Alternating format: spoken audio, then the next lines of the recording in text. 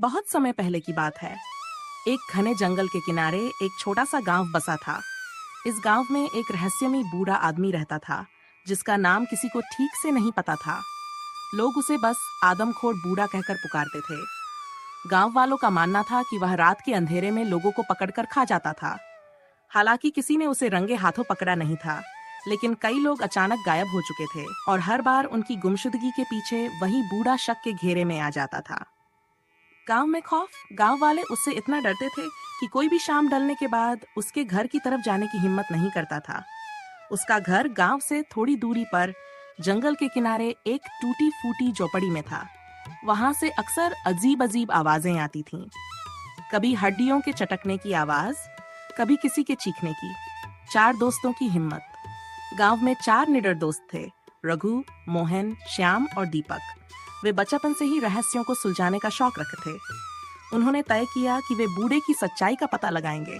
एक रात जब पूरा गांव सो रहा था, चारों चुपके से उसकी झोपड़ी के पास पहुंचे। भयावह रहस्य का खुलासा।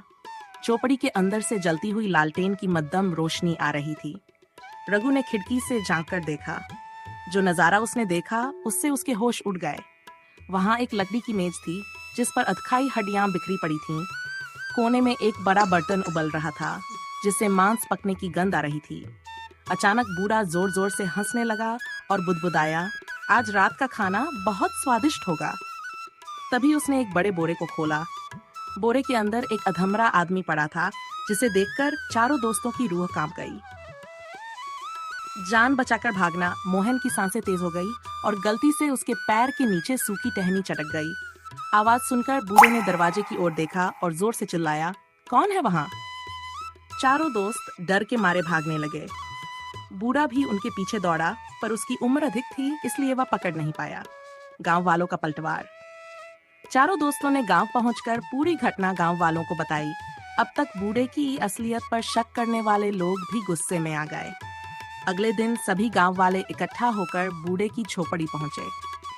जब उन्होंने झोपड़ी का दरवाजा तोड़ा, तो वहां का दृश्य भयावह था। जगह जगह इंसानी हड्डियां और खून के धब्बे थे। उबलते हुए बर्तन में भी कुछ ऐसा था, जिसे देखकर सभी के रोंग खड़े हो गए, लेकिन बूढ़ा वहां नहीं था। आदमखोर बूढ़े का अंत गांव वाले चारों ओर उसे खोजने लगे।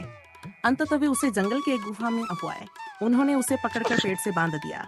बूढ़े ने कबूल किया कि वह सच में आदमखोर था और वर्षों से इसी तरह गांव वालों को अपना शिकार बना रहा था। गुस्साए गांव वालों ने उसे जला दिया और उसकी झोपड़ी को भी नेस्तनाबूद कर दिया। शिक्षा, इस घटना के बाद गांव में फिर कभी कोई गायब नहीं हुआ। यह कहानी एक चेतावनी बन गई कि लालच और दुष्टता का अंत बुरा ही होता है।